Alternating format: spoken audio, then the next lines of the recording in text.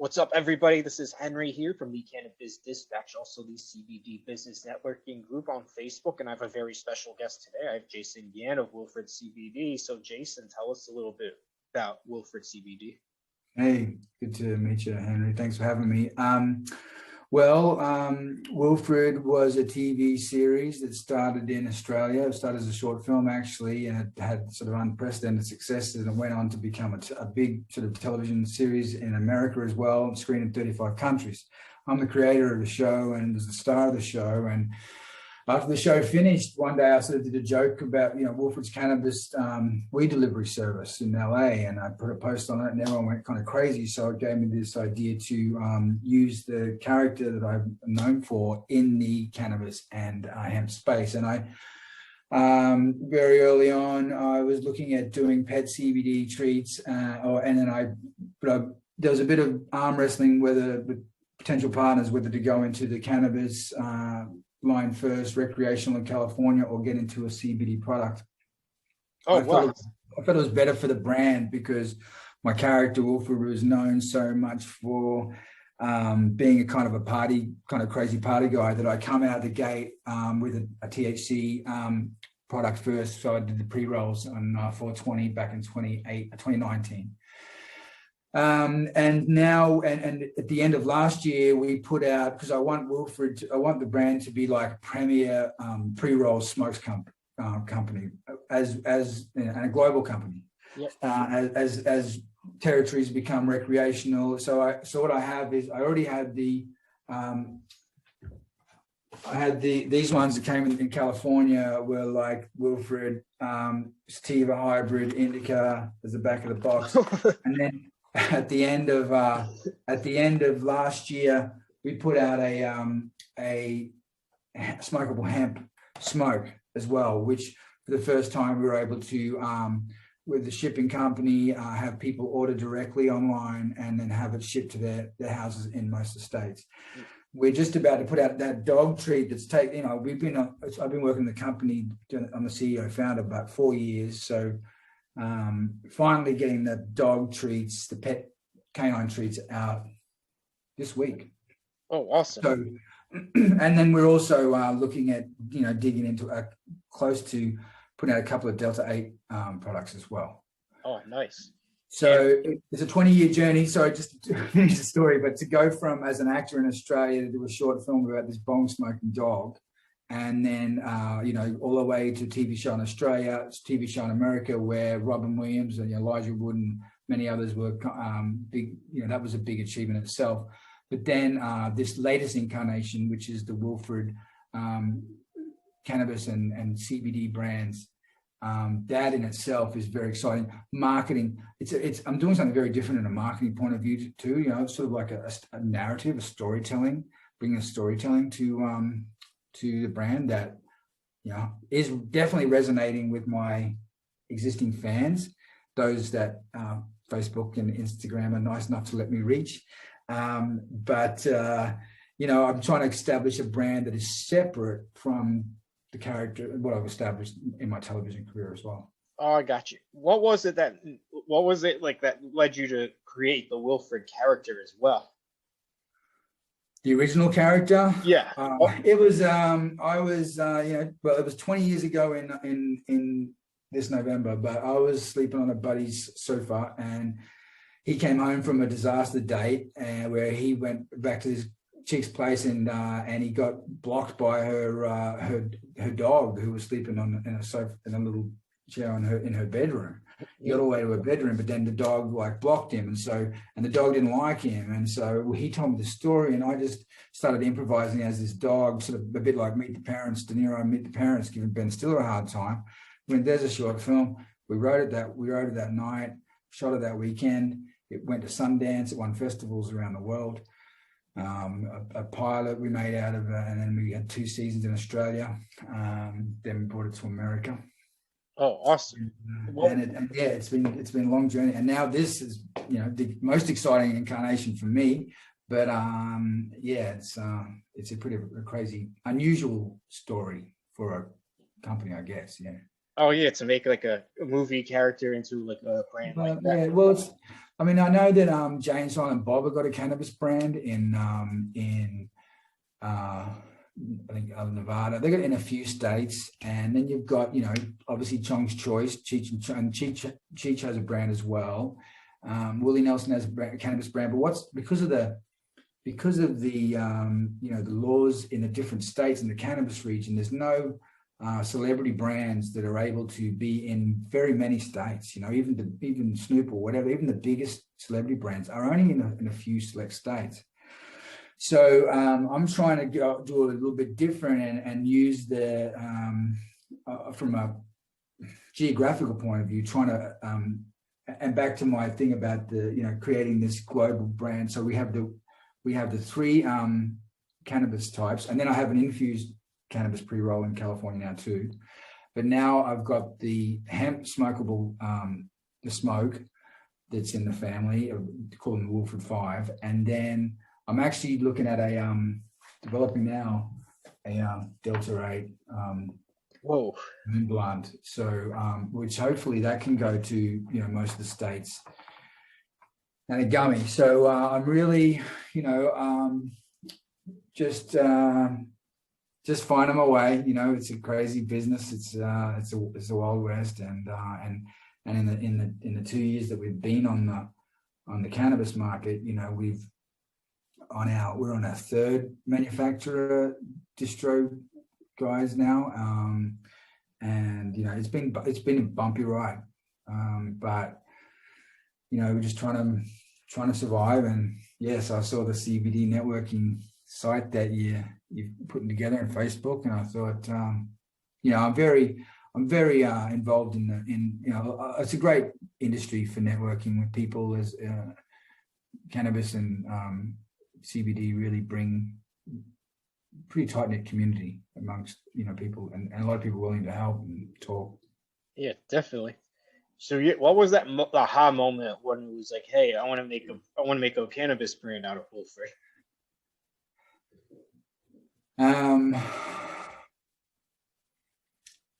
Look, I think when I was able to,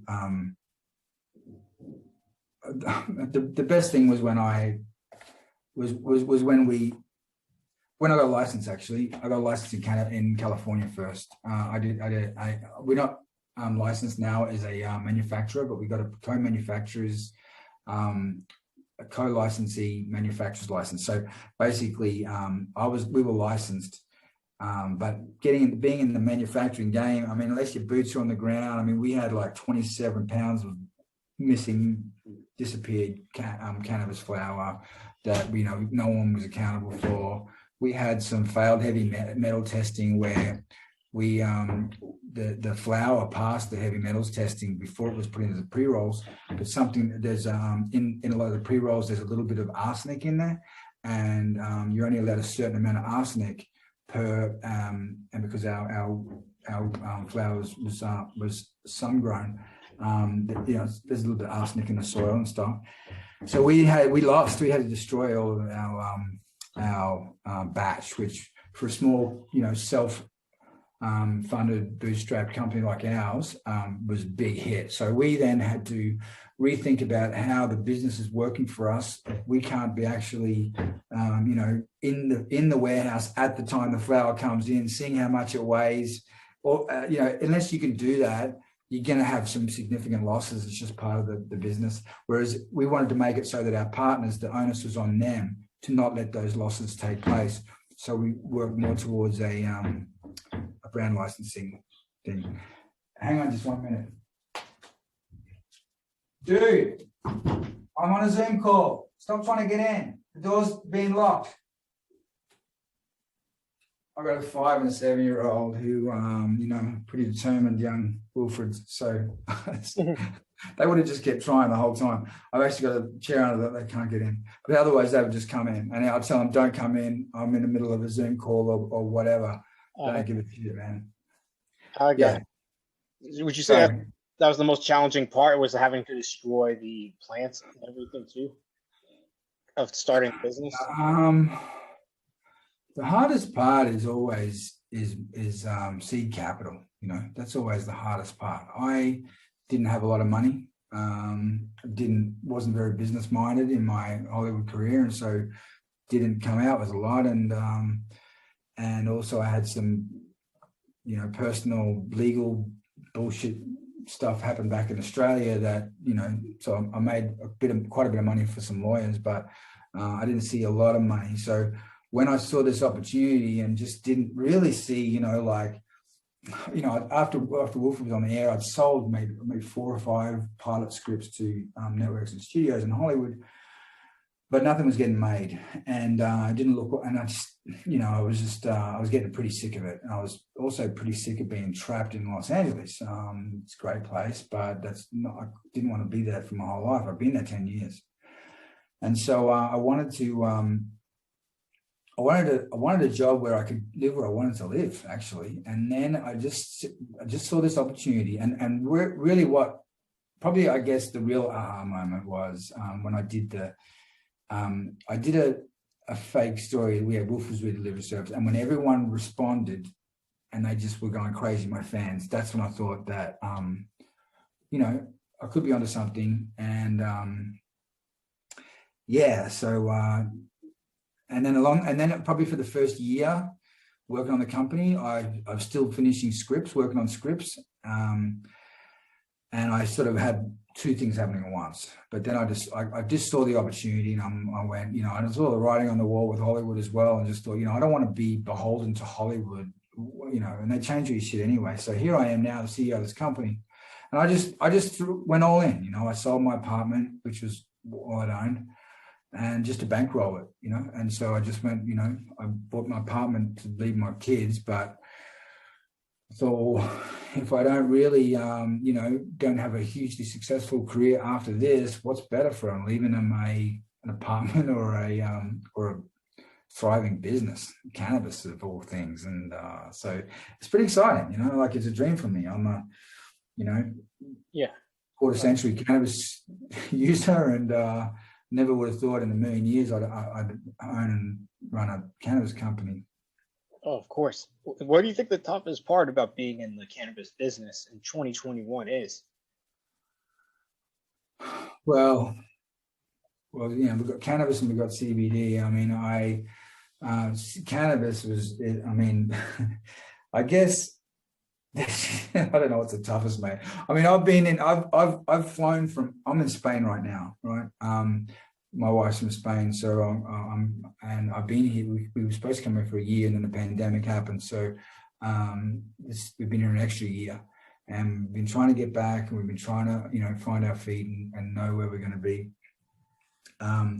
But before that pandemic dropped, I would go over to.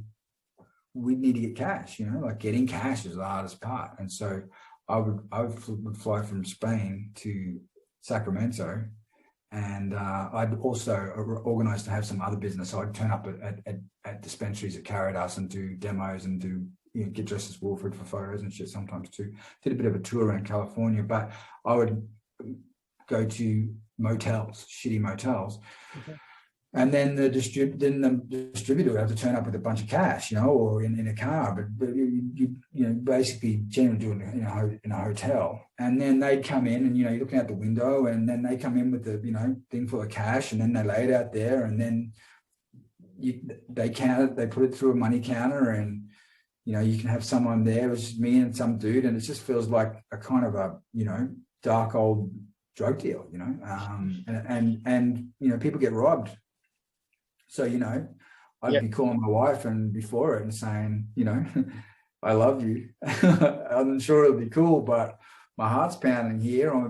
Someone's about to bring in a bunch of money, and then I got to try and then put that in a bank as well. That's probably the most challenging part. And also, we got really screwed over last year with the manufacturing distribution partner who just didn't pay us, and also damaged the brand significantly by making a batch with insert bags that were 4 times bigger than what was instructed, and so fold them over and scrunched a bunch of pre-rolls and had to do quite a bit of damage, repair with retail partners. But thankfully, the brand being the kind of brand it is that people who love the show, who want to be part of working with me on this thing, and they hear my story and they realize that the guy in the dog suit is actually the guy doing the sales, you know, running the company. They're very loyal to me, and there's been a couple of times where we haven't had product for the shelves, and that's like the cardinal sin, you know, that a store can't rely on you to, you know. Whereas, you know, I've been pretty lucky to have great lawyers. When you turn up and get in a dog suit at someone's dispensary, they can't. It's kind of like, how do you say no to them? Oh yeah, it's like the purple cow. Right. I don't know the purple cow, but I imagine if anything like the grey dog, it has its pluses and minuses. Oh yeah. So to my next question, I was going to ask, like, if the customer was to choose between your business and 3 others just like yours, like, why should you suggest they give you a try first? Well, look at say our hemp CBD smokes, right? It's 100% organic flower. There's no crap in there. There's no seeds. There's no stem. We searched extensively to find that flower, and it comes from Tennessee. And the CBD milligrams per smoke are 80 to 100 milligrams per smoke. Right, that's 8,000 up to 10,000 milligrams per pack of 20, and up to 80 to 20,000 milligrams per carton. Those CBD numbers are through the freaking roof compared to any. I haven't seen a CBD product with more CBG than 80 to 100 milligrams per smoke, right? So, and there's no celebrity overhead. I never have this big celebrity overhead. I'm a working class guy. That's to my detriment, but I'm a working class guy. Wilfred is like, he's the Charlie Chaplin of the modern era. You don't get any lower than the dog. And so I'm not going to put my face on something and have some exorbitant big celebrity price. Also, I dug into, when I did my market research before I entered the business, and saw that there's zero brand loyalty towards celebrity brands. When it comes to cannabis, people want the best they can get for the smallest amount of money, right? So there's no big celebrity overhead, but you know that with every product we do, we spend a lot of time getting the best we can, and we always make a pretty small margin. So then you look at our dog treats about to come out, our canine treats. They're 100% human grade beef, right? There's no grain, there's none of that crap that's all filled out. So every dog loves it. It's formulated by veterinarians. There's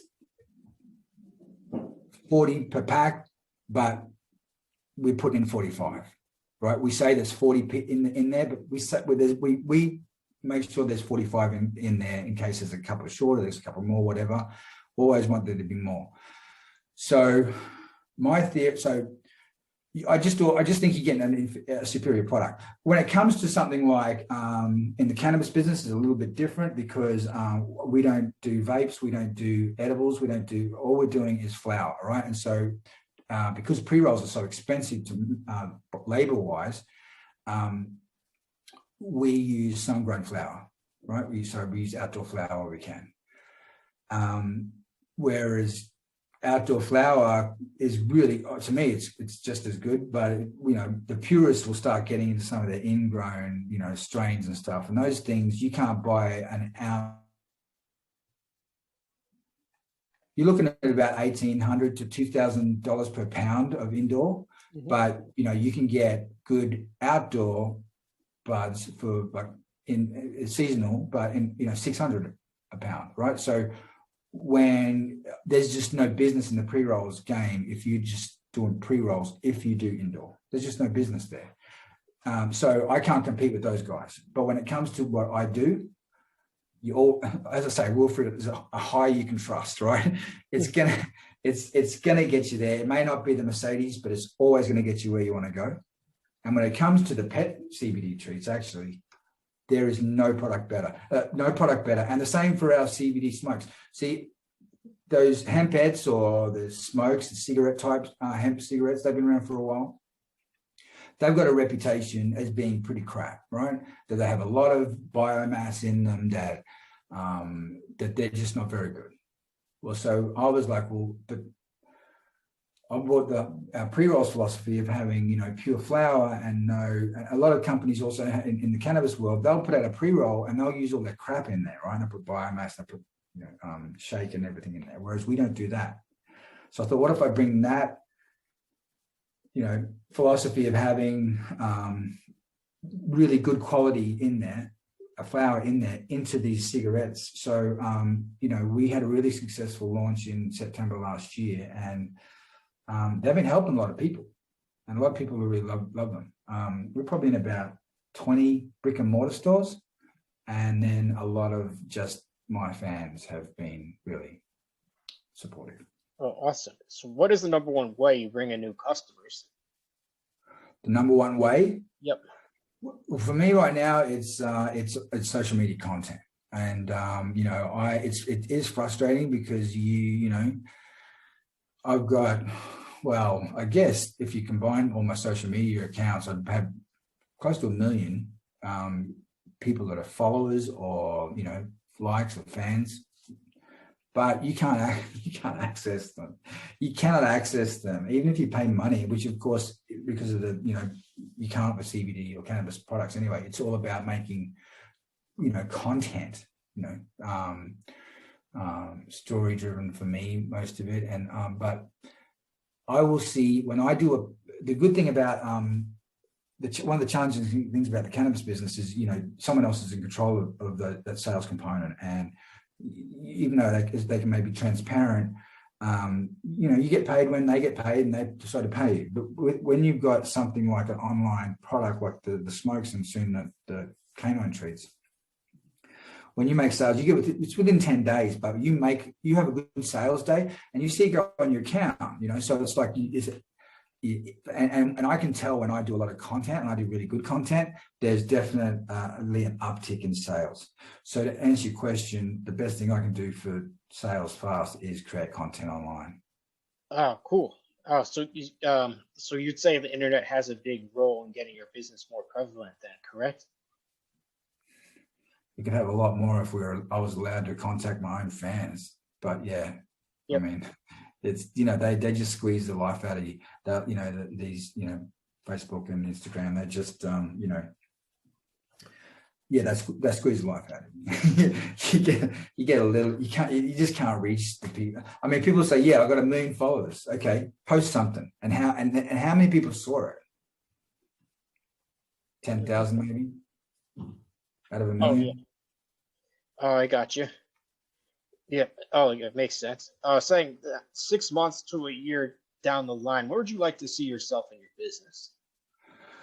Well, I'm almost at the point where I'm a simple guy, and we're about to enter Oregon, and I'd like to see every SKU that I've got in every territory I've got make 10 grand a month. Right. If I keep thinking, if I can get that to there, if I can get that to there, if I can get in Oregon, if we can make $10,000 a month, right? And that's in a year, that would be a really great achievement. But right now, it might be like, okay, if we can make $5,000 a month there, and $5,000 a month there, and $5,000 a month there.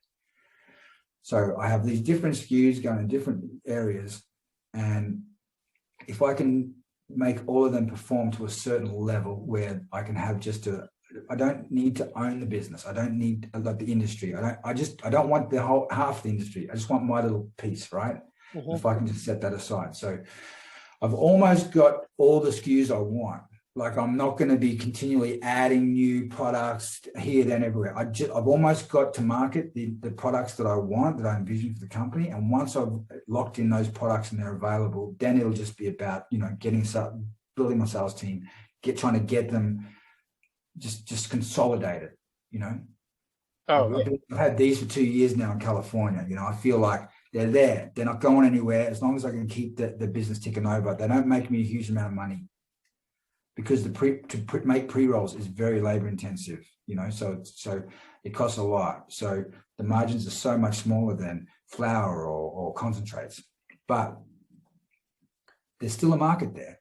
I mean, pre-rolls are still like, when I entered it, in California, they were something like 2% of the market. Now there's more like, 6 or 8%, I think. I haven't checked in a while. But that's if I can dominate in those areas, don't need to be in everything.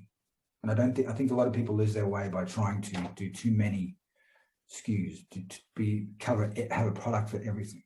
And then those companies get stuck, right? They get stuck in the sand, because if you're in California and you have all of these SKUs and you've like totally dominated, and then you can't cross state lines. If you want to go to other territories, you got to replicate the whole business over there. And that's a big job. And that's why a lot of big companies gone broke trying it. Whereas we've got a small footprint. So hopefully we can enter a lot of territories, do a few things well. Yep.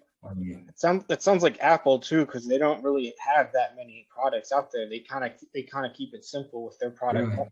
Yeah. They still do really well. Well, I'll let you know how it goes. I mean, we've just had some big setbacks personally. I mean, like that last company that just, they just really, they really screwed us over, man.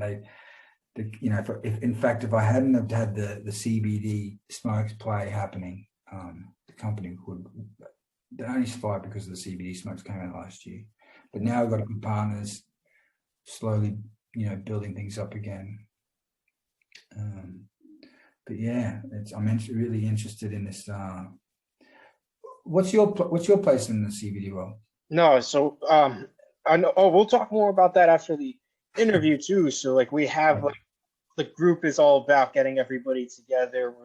We want to grow as the industry grows. Yep. And for which product would you recommend somebody to try? Would be the pre-rolls? Yeah.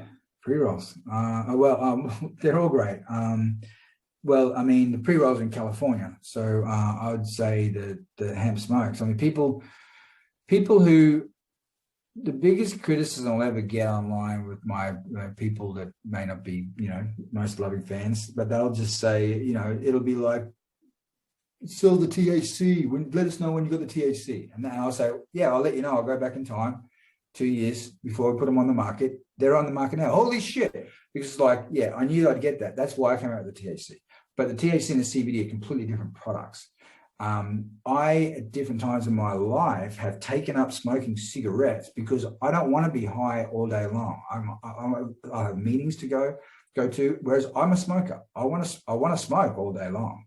And so I would think, well, I've got an audition or something in the morning that I don't want to get high before, but I want to smoke something. So now I'll smoke smokable hemp flower, and the responses that we've had have been really good with people that have had are looking for the medication, the medicinal side of CBD, but we don't promote that because you're not allowed to make any of these medical claims, and so the last thing that's what I'm going to do. That's up to other people to do their own research on CBD, that sort of side of CBD. But what I do claim is that this is an alternative to smoking tobacco, and for me personally, I don't smoke tobacco anymore, and I'm a lot better for it. So I'd say that if I'd say what I reckon most, I'm about to come up with these Delta 8s. I'm really excited about these Delta 8s. But right now we've got the canine trees about to come out. So I'd say go on to wilfredcbd.com and grab a packet of CBD smokes, some dog treats for your dog, and go from there. But the Delta 8 products are probably 2 or 3 weeks away. Oh shoot! Oh, cool. And that's really close. Yeah. What advice would you give to somebody who's thinking about entering the CBD or cannabis space? Well, my journey isn't your average journey, but I mean, I do definitely. For me, it's all about brand. I would have, if I had someone just come in at the beginning and say, "Hey, we'll take care of all of this stuff, and you just do fun content, and we'll use your face," I would have done it. But it didn't work out that way, so I had to fight every little part. I guess I'd say you're going to have to learn every single part of the the process. I do sales. I design these boxes. I had an artist do it. But you've really got to, if you're going to be a CEO of your own company, you soon find a way to cut corners to work out how to budget.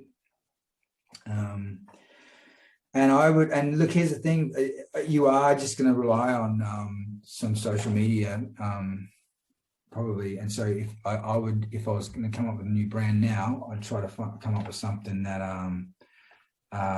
I could tell a story within that wasn't a hard sale.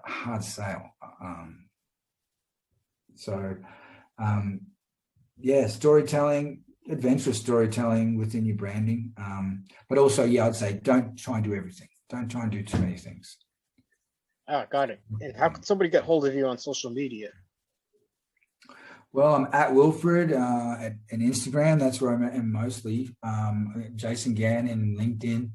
But I don't really go on there a great deal. And because it's a lot of, on LinkedIn, you just get a wash of like, hi, Jason. And then you get like a cut and pasted thing about what they're trying to sell, whatever. And I haven't met a lot of great contents on LinkedIn, but I have met a lot of great contacts on Instagram. I do a lot of networking on Instagram. On Facebook, I'm there, but it's more just like still left over. It's more about the character. So that's Wilfred TV Dog at Facebook, at Wilfred on Instagram. And then, if you're a bit industry person and you want to talk about business stuff, I answer pretty much everyone, especially if they're in that. And I'll put, if they're in the business and, it's a genuine thing, I'll shift it over to, you've got two different types of address books and then, business stuff. You have an idea who in the business, and contact me through at Instagram, Wilfred Instagram. And then if I'm interested in whatever anyone's talking about, which is a lot of things, but also I'm also very clear-minded on what I don't want to do and get distracted from what I'm doing, then I'll just give you my email and we'll go from there. But awesome. I'm around, dudes. Thank you for being on here, and you're more than welcome to be back on. Thanks. Yeah. Well, I have some pages that I'm a part of where when I do a Wilfred post, that mainly like stoner kind of pages. Mm-hmm. And when I have a post, that's very cannabis driven or CBD driven, I put it on those pages as well. Does yours do that? Are you able to promote, like, say, if I did a Wilfred content, I could submit it and maybe it goes on the page? Oh, Facebook page, yeah. There's ways of submitting pages into groups. Yeah. All right. Well, it's awesome. Good to talk to you, Henry. You too. Thank you very much. Hi, everyone. Thanks for your time. Thanks for listening, and see you out there. Yep. See you.